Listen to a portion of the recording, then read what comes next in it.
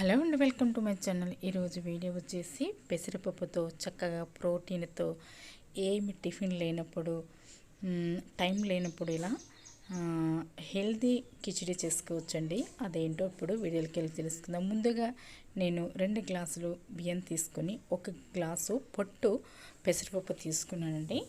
ఇలా మొత్తం కలిపి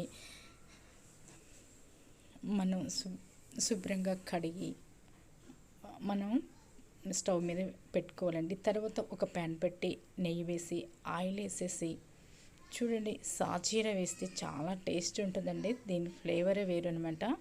చాలా టేస్ట్ చాలా బాగుంటుందండి. కొంచెం వేగనివ్వాలి. ఇది కొంచెం వేగించిన తర్వాత ఉల్లిపాయ, పచ్చిమిర్చి, ఆలుగడ్డలండి ఇలా 3 కానీ 4 కానీ ఇలా కట్ చేసుకొని వేయించుకోవాలి. ఇలా మీడియం ఫ్లేమ్లో ఉడకనివ్వాలి. చూడండి, స్టవ్ మీద పెట్టాను. తగినంత సాల్ట్ వేసి మొత్తం ఇలా తిప్పేసి స్టవ్ మీద పెట్టి ఉడకనివ్వాలి. తర్వాత చూడండి, ఇది మగ్గాక అల్లం పేస్ట్ వేయాలి.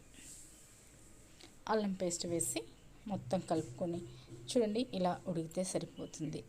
ఇది కొంచెం నీళ్ళు మసాలాకైనా వేసుకోవచ్చండి. ఇంకా పొంగు రాకపోయినా కూడా ఇలా ఈ తాలింపుని ఈ వేసర్లో వేసుకున్నామంటే చక్కగా అదే ఉడుకుతుందండి. ఇది మొత్తం కలిపేసి మనం ఇప్పుడు స్టవ్ మీడియం ఫ్లేమ్లో పెట్టేసి మూత పెట్టుకోవాలి. ఇలా మూత పెట్టి ఇంకా ఉడికిపోయింది కదండి. ఇప్పుడు చాలా తగ్గించి పెట్టుకోవాలి. చూడండి, ఇంకొంచెం ఉమ్మగిలితే ఇంకా చాలా బాగుంటుందండి. అయిపోయిందండి. ఎంతో ఎక్కువ ప్రోటీన్ హెల్తీ ఉండే కిచిడి అండి.